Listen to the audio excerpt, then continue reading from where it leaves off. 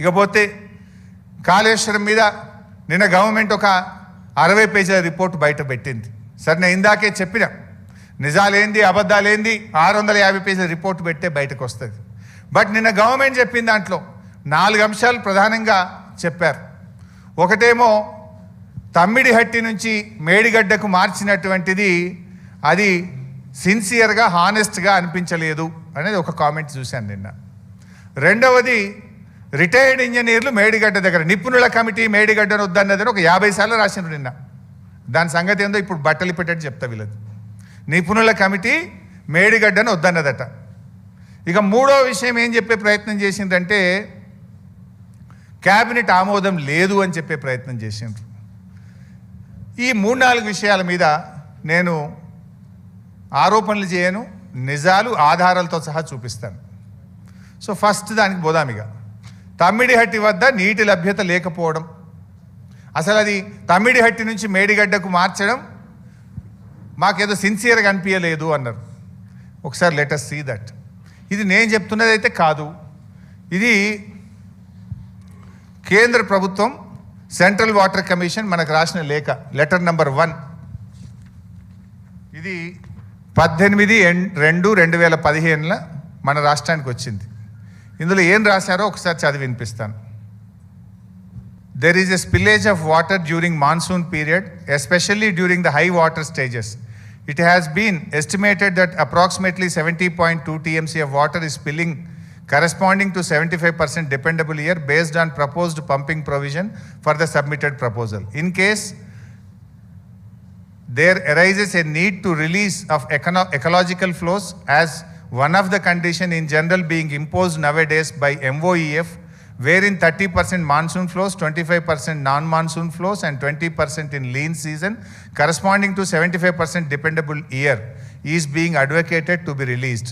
Under such circumstances, the proposed diversion of 160 TMC of water may not be available for utilizations. The strategy to meet out planned utilizations under such circumstances may be clearly brought out. చాలా స్పష్టంగా మీరు ecological flows release చేయాలనేది కేంద్ర పర్యావరణ శాఖ నిబంధన ఉంది. దాని ప్రకారంగా విడుదల చేస్తే మీకు 160 TMCల నీళ్లు ఉండవు అని 18 ఫిబ్రవరి 2015 ఒక లేఖ వచ్చింది. తర్వాత ఇంకొక లేఖ వచ్చింది 4 మార్చ్ 2015. ఇవి మనవి కావు, కేంద్ర ప్రభుత్వం సెంట్రల్ వాటర్ కమిషన్ రాసిన లేఖ. ఇది letter front page and I will read out the comments. చాలా డీటెయిల్గా చెప్పినారు కానీ నేను సింపుల్గా చెప్పే ప్రయత్నం చేస్తా, time. As evident from detailed water availability studies carried out by the project authorities and this office in last few years, the net water availability at the barrage location is about 165 TMC at 75% dependability, which includes perceived surpluses from the share of upper riparian states of 63 TMC. ఇప్పుడు ఏదైతే 165 TMCల నీళ్లు ఉన్నాయని మనం అనుకుంటున్నామో, బాబు 165 TMCల నీళ్లు ఉన్నాయంటున్నామో, అందులో ఎగువ రాష్ట్రాలకు కేటాయించబడిన 63 కూడా కలిపి ఉన్నాయి. ఎగువ రాష్ట్రాలకు కేటాయించబడిన 63 అందులో ఉన్నాయి. ఒకవేళ ఆ 63 వాళ్ళు తీసుకుంటే మీకు మిగిలేది 102 TMCలు మాత్రమే అని చెప్పింది స్పష్టం. అది చెప్పడమే కాక ఇంకో మాట అన్నారు అందులో. It is seen from the master plans of upper riparian states that the planned utilizations are more than 75% availability as indicated below అని చాలా స్పష్టంగా చెప్పిండ్రు. అంటే ఎప్పుడైనా నది నీళ్లను 100 TMCలు ఉంటే 75% డిపెండబిలిటీ, 75% ప్రామాణికంగా తీసుకుంటారు. ఆ 75% తీసుకున్నప్పుడే 63 పై వాళ్ళవి ఉన్నాయి. కానీ పైన రాష్ట్రాలు 75% కంటే ఎక్కువ వాడుతున్నారు. అంటే 63 కంటే ఇంకెక్కువనే మీకు ఉండవు అని చెప్పిండ్రు. చెప్తూ దాని డయాగ్రామ్ మొత్తం నేను అందులో పెట్టలేదు కానీ ఇట్లా క్లియర్గా ఏ బేసిన్లో ఎట్టెట్లా వాడుతున్నారు, G7, G8, G9లో వాళ్ళకి కేటాయించబడింది ఎంత, అంతకంటే ఎక్కువ ఎలా వాడుతున్నారో కూడా స్పష్టంగా చెప్పడం జరిగింది. చెప్తూ ఆ కింది పారాగ్రాఫ్ చూస్తే, as such the availability of surpluses from upper riparian states as estimated at barrage site may not be reliably available in future. The project are advised to review the quantum of divertible water flows from Pranahita barrage site considering the overall availability at the location. నీళ్లు లేవు, we are advising the project authority review చేసుకోండి, ప్రత్యామ్నాయం చూసుకోండి అని స్పష్టంగా రెండవ లెటర్లో కూడా తేల్చి చెప్పారు. నీళ్లు లేవు అని ఇంత స్పష్టంగా ఒకవైపు సెంట్రల్ వాటర్ కమిషన్ చెప్తూ ఉంటే ఇంకొక వైపు వీళ్ళు ఏం కామెంట్ చేస్తారు? They are not sincere. అంటే we have not decided, it is told by CWC. Central water కమిషనే చెప్పింది, ఒక్క లెటర్లో కాదు 2 లెటర్లలో చెప్పింది. నీళ్లు లేవని కొండబద్దలు కొట్టి సెంట్రల్ వాటర్ కమిషన్ చెప్తూ ఉంటే మీరు ఎందుకు మార్చిండ్రు? మీ మార్పు సిన్సియర్గా అనిపిస్తలేదు అని నిన్న కామెంటు రాష్ట్ర ప్రభుత్వం విడుదల చేసింది. అందులో ఇంకోటి రాసింది నిన్న, సెకండ్ స్లైడ్. ఇదైతే మరీ జోకు. నిన్న ఒకటి ఏం పెట్టిందంటే, ఉమాభారతి గారు ఒక లెటర్ రాసింది తెలంగాణ ప్రభుత్వానికి, దాంట్లో హైడ్రాలజీ క్లియరెన్స్ వచ్చిందని చెప్పిండ్రు అని చెప్పి నిన్న ఒక లెటర్ రాసిండ్రు. Next page. అదే ఉమాభారతి రాసిన లెటర్లో ఐ విల్ మీడియాకు కూడా ఈ ఫుల్ లెటర్ రిలీజ్ చేస్తాను. నిన్న గవర్నమెంట్ రిలీజ్ చేయలేదు. I will release the full letter. Next slide. అదే ఉమాభారతి గారు రాసిన లెటర్లోనే ఉంది నీళ్లు లేవు అని. యు సీ బాబు డిస్టర్బ్ చేయొద్దు నాన్న, ప్లీజ్ డిస్టర్బ్ చేయొద్దు నాన్న, చైర్లు వద్దు, డిస్టర్బ్ చేయకండి, 5 minutes ప్లీజ్. అదే ఉమాభారతి గారు రాసిన లెటర్లోనే పూర్తిగా పెట్టి బాబు, పేజ్ నెంబర్ 3లో ఆవిడే క్లియర్గా చెప్పింది. మీరు లాస్ట్ లైన్ చూడండి. Under such circumstances, the proposed diversion of 160 TMC of water may not be available for utilizations. The strategy to meet out planned utilizations under circumstances need to be clarified. Uma Bharti గారే రాసిండ్రు, నీళ్లు లేవు, 160 TMCల నీళ్లు ఉండవు, మీరు ప్రత్యామ్నాయం ఆలోచించుకోండి అని ఆ లెటర్లోనే రాసిండ్రు.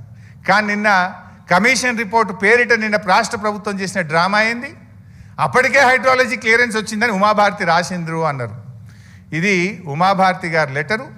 ఆ లెటర్లోనే చాలా స్పష్టంగా 160 TMCల నీళ్లు లేవు అని తేల్చి చెప్పిండ్రు.